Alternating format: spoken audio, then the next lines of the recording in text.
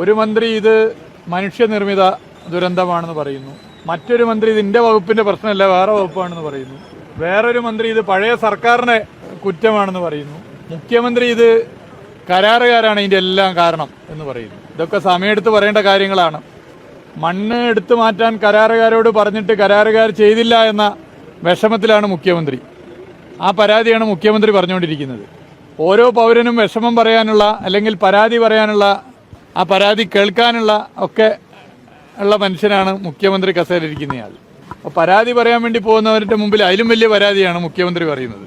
മുഖ്യമന്ത്രി ഇപ്പോൾ ഏറ്റവും വലിയ പരാതിക്കാരനാവുകയാണ്. മണ്ണ് എടുത്തു മാറ്റാൻ വേണ്ടി പറഞ്ഞ് മണ്ണെടുത്ത് മാറ്റിയിട്ടില്ലെങ്കിൽ അത് മാറ്റിക്കാൻ ഒരു സർക്കാരിന് സാധിക്കില്ലേ? ഡിസാസ്റ്റർ മാനേജ്മെന്റ് ആക്ട് പ്രകാരം തന്നെ മാറ്റിക്കാൻ പറ്റുമല്ലോ. ഇനി ഈ കരാറുകാർ മാറ്റിയിട്ടില്ലെങ്കിൽ സർക്കാരിന് മറ്റ് സംവിധാനങ്ങൾ വഴി മാറ്റാലോ. അതൊക്കെ എന്തുകൊണ്ട് ചെയ്തില്ല? ഇപ്പം അത് വിശദമായിട്ട് ചർച്ച ചെയ്യേണ്ട സമയമല്ല. അതെ, ഒരു സംശയം വേണ്ടതില്ല.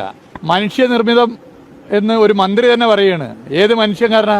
കരാറുകാരനാണോ? ആ കരാറുകാരെ നിയന്ത്രിക്കേണ്ട ഉദ്യോഗസ്ഥരെന്ന മനുഷ്യരാണോ? ആ ഉദ്യോഗസ്ഥരെ ചലിപ്പിക്കേണ്ട മുഖ്യമന്ത്രിയും മന്ത്രിമാരും അടങ്ങിയ മനുഷ്യന്മാരാണോ? അതൊക്കെ സ്വാഭാവികമായിട്ട് ചർച്ച ചെയ്യപ്പെടുന്ന പ്രശ്നം തന്നെയാണ്, ചർച്ച ചെയ്തു പോകേണ്ട പ്രശ്നമാണ്. അതുകൊണ്ട് സംസാരിക്കുമ്പോൾ ഇത്തരം ഘട്ടങ്ങളിൽ പക്വതയോടുകൂടി സംസാരിക്കാൻ മുഖ്യമന്ത്രിയും മന്ത്രിമാരും തയ്യാറാകണം. എല്ലാവരെയും യോജിപ്പിച്ച് നിർത്തേണ്ട സമയത്ത് പഴയ സർക്കാരിന്റെ കുഴപ്പമെന്നൊക്കെ ഉത്തരവാദിത്തപ്പെട്ടവർ പറഞ്ഞുകൊണ്ട് തെറ്റായ നിലയിൽ പോകാൻ ശ്രമിക്കുന്നതും ഒരു വകുപ്പ് മറ്റൊരു വകുപ്പിന് മേൽ കുറ്റം ചാർത്താൻ ശ്രമിക്കുന്നതും പാസിംഗ് ദി ഡോൾ പോലുള്ള പരിപാടികൾ മന്ത്രിമാർ നടത്തുമ്പോഴല്ല അവിടെ കൊടുക്ക് എന്ന് പറയുന്ന രീതിയും ഒക്കെ ഒഴിവാക്കുന്നതാണ്. അത് ഇനിയെങ്കിലും അതിന് തയ്യാറാകാൻ ബന്ധപ്പെട്ടവർ മുന്നിട്ടിറങ്ങണം. ഞങ്ങളെ സംബന്ധിച്ചിടത്തോളം ഇതിന്റെ എല്ലാ രക്ഷാപ്രവർത്തനങ്ങളിലെല്ലാം ആദ്യം മുതൽ ഇതിന്റെ അവസാനം വരെ ഞങ്ങളുണ്ട്. ഇതിന്റെ എല്ലാ പ്രവർത്തനത്തിലുണ്ട്. അത് ഞങ്ങൾ ഇനിയും ഉണ്ടായിരിക്കും, തുടർന്നു പോകും. ഇപ്പോൾ പ്രതിപക്ഷ നേതാവ് ഇവിടേക്ക് വരുന്നുണ്ട്, CPIMന്റെ സംസ്ഥാന സെക്രട്ടറി ഇവിടേക്ക് വരുന്നുണ്ട്. ഇവിടെ ഞാൻ നേരത്തെ പറഞ്ഞല്ലോ ഞങ്ങളെല്ലാവരും ഇവിടെയുണ്ട്.